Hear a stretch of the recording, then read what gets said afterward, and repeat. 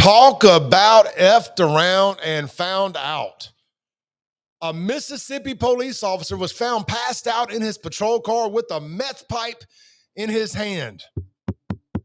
Is this thing working? Let me say that one more time. A Mississippi police officer has been found passed out in his cop car with a meth pipe in his hand. Before we get to that story, real quick, you may notice the brand new Fafo shirts here with the pink ribbon.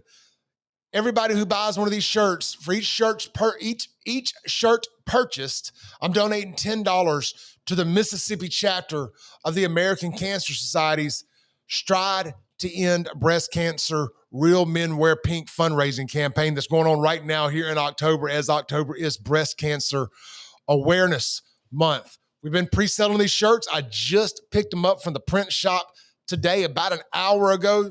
Took a shower, threw one on, and jumped right on here to make a video. Didn't know I was going to get such premium content to pimp the shirt in the first video with, but hey, as life goes, shouldn't F around, you won't find out. Jump over to buyfafo.com right now and please grab this shirt and help us eradicate cancer, breast cancer, in fact. If there was ever a person, place, or thing that needed a Fafo, it is, in fact, breast cancer. I love the tatas. You love the tatas. Let's save the tatas. I made that up all on my own. All right, let's jump into it. Let's get the belt out for this one, shall we? We got us a brand new effed around and found out grand champion. I don't always bust the belt out on the YouTube videos, but when those that are supposed to protect and serve do the fa and they do in the faux, we're going to bust the belt out every now and then. Let's jump into the story. This is from WLBT.com. Yazoo, Mississippi. An officer was arrested after being found with a meth pipe in his patrol car. The Belzoni officer, who has been identified as James Jackson, was arrested by Yazoo City police on October 5th. Damn, this was 3 days ago. According to Yazoo Police Chief Terry Gann, officers found Jackson passed out in his patrol car with a meth pipe in his hand. According to, marijuana was also found in the glove box. I don't know how I butchered that. Anyway, wait, look, man, I'm gonna tell you, man, you guys follow me long enough, you know that I used to do a little bit of effing around and a little bit of finding out myself. And I, in fact, too, have dabbled around with that particular substance once or twice in my life, back about 15 years ago. And I can tell you from firsthand experience, I have no idea how this guy was passed out in a cop car. After doing that, he clearly got some bad stuff. Or he had been up for so long that it was no longer working. That's the only two answers to that scenario there. The fact that they did not charge him with possession of a controlled substance tells me that the old meth pipe was slap out of meth, which is quite odd to pass out with it in your hand. That's got to suck. You get through smoking it and you pass out before you can throw the damn pipe away. And then you got some marijuana in your glove box. I know how this story went too, right? The cops, they knock on the window. Officer Jackson. Knock. Officer Jackson. What are you doing with the meth pipe in your hand? Is that marijuana in your glove box?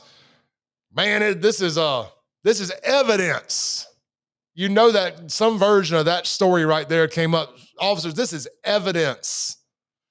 Anyway, he did in fact refuse a sobriety test. Jackson was charged with possession of paraphernalia and DUI refusal. He has since been released on bond. Look, innocent till proven guilty, but it ain't looking too good for Officer Jackson there from the Belzoni Police Department. Here's the deal. Guys, first off, I'm just going to tell you, looks guilty to me. Just looks guilty as hell. I hope he's not, man. I pray for this guy. I hope he gets on the right track. But here's the thing. You cannot be a police officer and be out there smoking meth. You damn sure can't be a police officer out there smoking meth on duty or off in your cop car.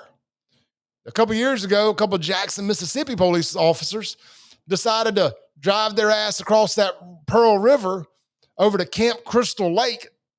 True story. That's the name of the lake over in Flowood, right here in Rankin County. And they was getting high themselves. Now, they was just smoking marijuana. They weren't smoking meth. But either way, you have to know better not to be getting high as a cop, period. On duty, off duty, it doesn't matter, as The Rock would say. Now, fun fact, one of those cops, in fact, did not get fired. I don't know what happened to the other one, but one of them ended up getting in some real trouble again later on down the road. Continuously effing around and finding out over there in Jackson, Mississippi. But all that aside, hope this guy gets his crap together.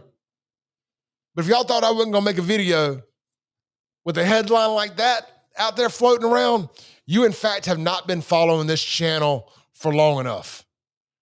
All right, hey, look, in closing, I got a few things I want to tell y'all about.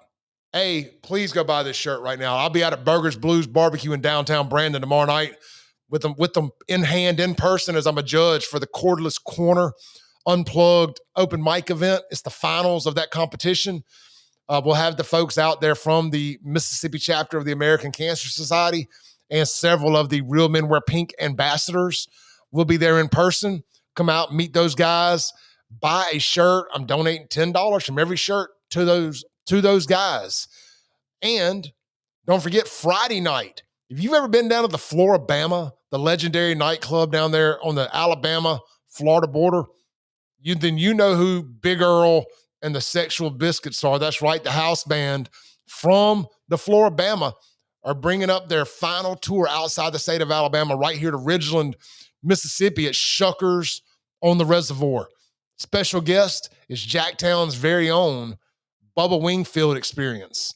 Now, I've been knowing Bubba for a long time. I'm going to be out there broadcasting live on the patio from 2 to 4. Now, they are going to be closed in that time frame, but you can go and get lined up outside because the doors swing open at 4 o'clock with Bubba Wingfield going on stage shortly thereafter. This is going to be one of those early concerts. If you're old like me and you want to be done kind of early and back home in bed, this is the party for you. But that don't mean Shuckers is closing early. Shuckers will be open to 3 or 4 in the damn morning like they always are. But Big Earl and them are going to wrap it up a little bit earlier. Tickets are $35 in advance. Swing by and pick yours up at the door at Shuckers today. They open up every day, I think, at 11 o'clock. They open for lunch. So, yeah, 11 o'clock. Swing by, grab your tickets. It's a guaranteed sellout. Don't forget, Saturday, we're doing it again. I'll be over at McBee's Sports Bar right there in Ridgeland from 9:30 all the way to at least noon with our Saturday morning, the worst sports show period, the worst damn sports show period, college football kickoff show with my buddy Sean Yurkaron and Derek McCoy doing our weekly college football pick'em show. If you like gambling, do not take our gambling advice. Enjoy the show, though. We do have a good time.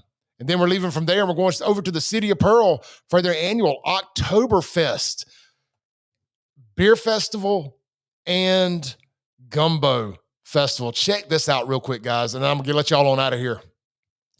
There's going to be beer, of course, music, food, vendors, a car show, and a kids zone. It's going to look, man, it's not just a beer fest. That's what I call it. It's actually a tribute to German lifestyle and all the things that are fun. Brandon just had theirs this weekend. It was a blast. Look, there's also a gumbo cook-off. You think you got what it takes to place and win? It's a $100 buy-in, but look at the ROI on that $100. First place is a $1,500 cash prize. Second place, $1,000. Third place, $750. Look, even if you don't get one of the top 3 places, you could, in fact, be the Main Street Pearl favorite. That pays you $500. And if you got the best decorated booth, you ain't even got to be good at cooking gumbo. You could possibly win $250. Get signed up. Reach out to the City of Pearl now. It ain't hard to find them. Just go type in City of Pearl on Facebook. Boom, it'll pop up right there. Reach out to them. Get signed up. Gates swing open at 10. I'll be out there broadcasting live with my co-host Sean Yurkaron starting around 1 p.m. And we're going to be there till they close the gates because I love a good German Oktoberfest. Used to love the one they did out in Madison. Now it's one right down the road from my house, and I ain't going to miss it. I'll see y'all on the radio or right back here on YouTube tomorrow morning, 7 a.m. to 9 a.m., Monday through Friday for the Clay Edwards Show. Tune in. We're streaming live on Facebook now every morning, just like we are on the radio. We're also on Facebook, X, and Rumble. Just search Save JXN or the Clay Edwards Show. Both should pop up. Y'all stay blessed. Don't F around, and you won't be finding out.